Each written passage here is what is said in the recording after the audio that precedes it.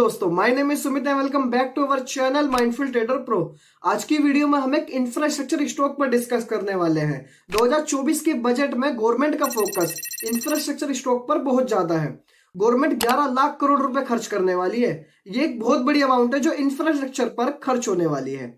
Company का नाम बताने से पहले जो भी चैनल पर नए हैं वो चैनल को सब्सक्राइब कर दीजिए और बेल आइकन प्रेस कर दीजिए, जिसे स्टॉक मार्केट में आप बड़े मूवमेंट कैप्चर कर सकें। तो चलिए वीडियो स्टार्ट करते हैं। कंपनी का नाम है आईआरबी इंफ्रा। इस वीडियो में हम इस स्टॉक को फंडामेंटली और टेक्निकली एनालाइज करने वाले और देखने वाले क्या ये इन्वेस्टमेंट के लिए हमारा सही स्टॉक है। और अगर किसी ने इस स्टॉक को बाय करके रखा हुआ है तो वो मुझे कमेंट्स में जरूर बताइएगा आपने किस प्राइस पर इस स्टॉक को बाय करके रखा हुआ है और आपका क्या व्यू है, कितने लंबे टाइम पीरियड तक आप इसे होल्ड करने वाले हैं।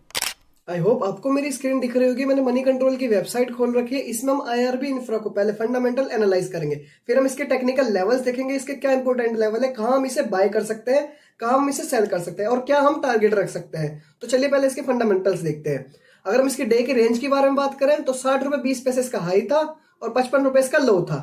और अगर हम 52 वीक रेंज की बात करें तो 72 रुपीज इसका 52 वीक हाई था और 22 रुपीज 50 पैसे इसका 52 वीक लो था। और अगर हम इसके ऑल टाइम हाई के बारे में बात करें तो ऑल टाइम हाई इसका 72 रुपीज था। मतलब ऑल टाइम हाई और 52 वीक हाई इसका सेम है। इसने अभी ही अपना एक न्यू हाई लगाया है। तो इसलिए हम देखते हैं क्या ये यहाँ पे पोटेंशियल है, यहाँ पे सस्टेन कर पाएगा या फिर सस्टेन की जगह यहाँ से हमें एक डाउनफॉल देखने को मिल सकता है। तो अभी पता लग जाएगा कि सस्टेन कर पाता है या नहीं कर पाएगा। और अगर हम इसके अपर सर्किट के बारे में बात करें, अगर ये गैप अप खुलता तो हम कितना एक्सपेक्ट कर सकते हैं कि मंडे के दिन अगर ये गैप अप खुला तो कितने ऊपर खुल सकता है। 61.60 रुपीज से ऊपर ये गैप अप नहीं खुल सकता अगर मंडे के दिन ये गैप अप खुलेगा तो। और लोअर सर्किट लिमिट के बारे में बात करें तो 50 रुपीज 40 पैसे तक ये लोअर सर्किट लिमिट इसकी लग सकती है। मतलब गैप डाउन इतना ये खुल सकता है। और अगर हम इसकी बुक वैल्यू देखें तो बुक वैल्यू इसकी 20 रुपए 81 पैसे है।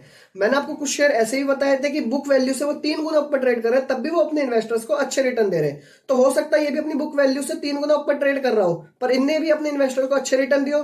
तो चलिए पहले हम इसके रिटर्न्स देखते हैं, इन्हें अपने इन्वेस्टर्स को प्रीवियस टाइम में कितने अच्छे रिटर्न्स दिए हैं। तो अगर हम इसके प्राइस और वॉल्यूम को देखें और रिटर्न्स को देखें तो 3 साल में इन्हें अपने इन्वेस्टर्स को 390% के रिटर्न दिए हैं।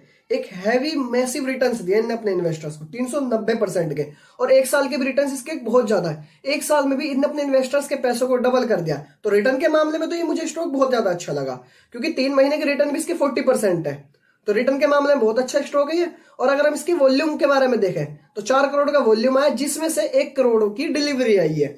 मतलब total volume NSC plus BSc का मिला के 4 करोड़ का है, जिसमें से 1 करोड़ की डिलीवरी आई है। तो शेयर ज्यादातर लोग डिलीवरी में ले रहे हैं, लॉन्ग टर्म के लिए होल्ड कर रहे हैं, ये भी ठीक है इसके लिए।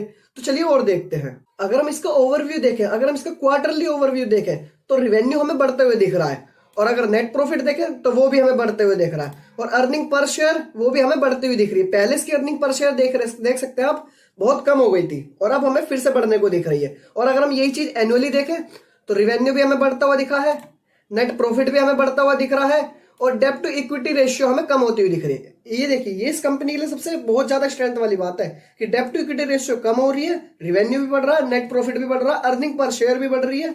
तो कुल मिलाकर कंपनी फंडामेंटली तो स्ट्रॉन्ग लग रही है मुझे।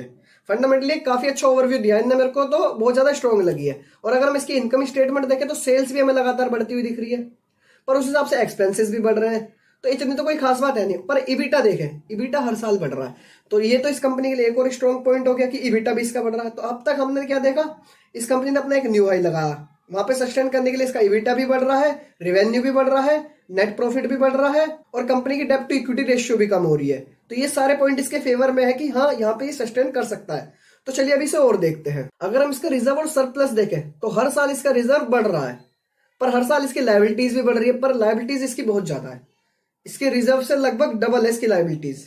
तो यहाँ ये शेयर हमें थोड़ा वीक लगा कि रिजर्व इतना ज्यादा है और लायबिलिटीज इतनी ज्यादा हो गई। मतलब रिजर्व से भी ज्यादा लायबिलिटीज है, इतनी ज्यादा लायबिलिटीज कैसे पे ऑफ करेगा ये। पर क्या पता आने वाले टाइम में इसका रिजर्व लायबिलिटीज से ज्यादा हो जाए और ये इजिली से पे ऑफ कर दे। तो तब तक के लिए शेयर में हम नजर बना सकते हैं। और अगर हम इसका कैश फ्लो देखें तो हमें ऑपरेटिंग एक्टिविटीज कम दिख रही है, पर इस बार बढ़ी है। इस क्वार्टरली में हमारी ऑपरेटिंग एक्टिविटीज बढ़ी है। मार्च 2022 के मुकाबले में मार्च 2023 में हमें ये बढ़ती हुई देखने को मिली। मतलब एनुअली बढ़ी है हमारी इन्वेस्टिंग एक्टिविटीज। पहले तो नेगेटिव थी, अब भी नेगेटिव है, पर पहले से कम है। और नेट कैश फ्लो पॉजिटिव आ चुका है। जो पहले नेगेटिव था हमारा कैश फ्लो, वो अब पॉजिटिव हो चुका है। तो ये भी हम इसे सपोर्ट में देख सकते हैं कि यहाँ पे सस्टेन करेगा नहीं। तो चलिए, तो सारा हमने देख लिया, ओवरव्यू देख लिया, सारी चीज देख ली। प्रमोटर्स की होल्डिंग देखते हैं, एफआईआई और डीआई की होल्डिंग देखते हैं, वही हमें बता देगी शेयर को लंबे समय तक होल्ड कर सकते हैं या नहीं कर सकते।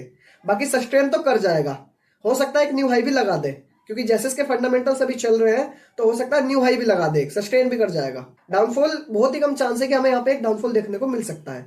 तो चलिए प्रमोटर की होल्डिंग देखते हैं। अगर हम प्रमोटर की होल्डिंग देखें तो यहाँ पे प्लेज बहुत ज्यादा है, प्रमोटर के शेयर में प्लेज बहुत ज्यादा है, ये बहुत दिक्कत है।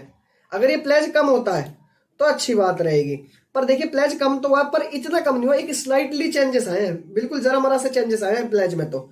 और हम एफआईआई की होल्डिंग के बारे में बात करें, एफआईआई की होल्डिंग भी थोड़ी बहुत घट रही है, थोड़ी थोड़ी करके एफआईआई की होल्डिंग भी घट रही है, पर डीआईआई की बढ़ रही है।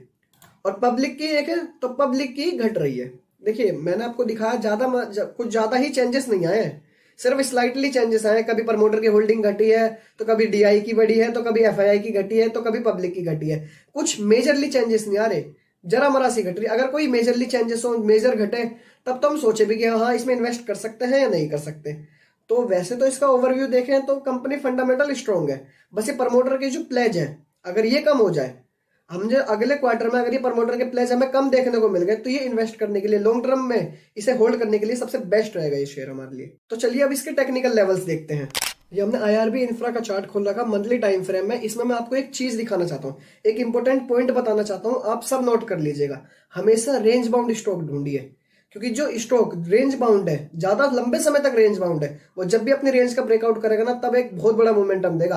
हो सकता है आपकी जो मनी है उसे कुछ महीने में ही डबल कर दे, 3 महीने में या 4 महीने में। अगर काफी टाइम का रेंज बाउंड है तो 3-4 महीने में ही आपके पैसों को डबल भी कर देगा वो। तो देखिए मैं दिखाता हूँ, अगर हम आईआरबी इंफ्रा का मंथली टाइम फ्रेम देखें तो ये स्टॉक काफी टाइम से रेंज बाउंड था, एक काफी टाइम से रेंज बाउंड मार्केट में था।